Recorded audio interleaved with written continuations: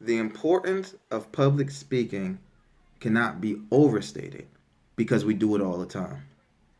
The process in people's mind goes that public speaking requires you to be at a podium or on a stage and talking to people. We do it every day. No matter whether you're in customer service, whether you're a firefighter, whether you're a social worker, whether you're a veterinarian, it happens all the time. But glossophobia, which is the fear of public speaking, afflicts about 77% of our entire population.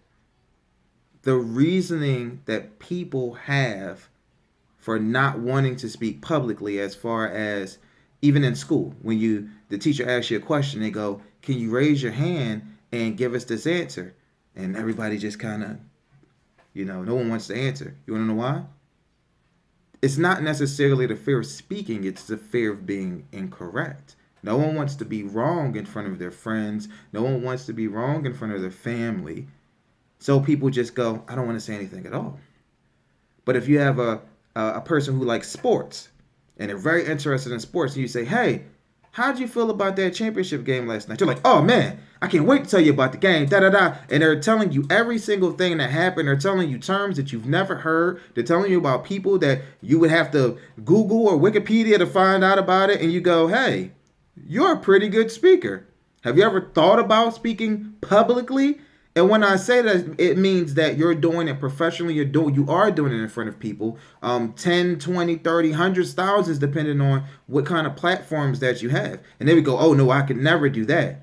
And then you turn around, there's 10 other people in that room, all hanging on your every word about stuff that they never heard of and stuff that they never thought about because you were so passionate about the thing that you were talking about. So the idea of public speaking as an entity that only includes professors, it only includes people who speak in motivational terms and stand on stage and have those cool mics or a microphone in their hand, or they're standing at a podium and they have a long script that they painstakingly written out. That's not all public speaking is. It is a skill that can be transferred and translated into so many different facets.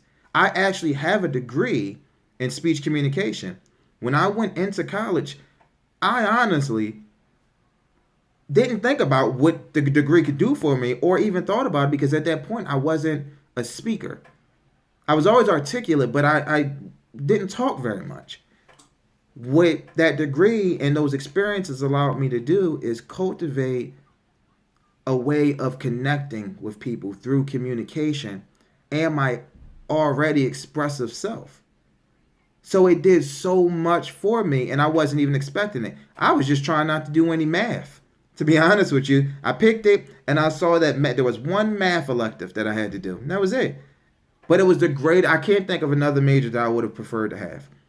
So, in closing, I just want people to understand that public speaking is not as scary as it seems. Standing in front of 1,000 people, even for the most tenured public speaker, is going to give you butterflies. It's going to give you anxiety. But if you're passionate about the thing that you're talking about, if you're passionate about the topic, or you're passionate about just helping people, even if you stutter over your words, even if you feel like you missed the spot, you're going to get back to where you need to, because that's all heart. Heart cannot be taught, it cannot be trained. Speaking can, public speaking can be, but you got to take the first step to be able to do so. So if you want to cultivate your mindset to be able to continue to do the thing that you're doing every day, then just always realize that you're always speaking publicly as you live your life. Guys, take care.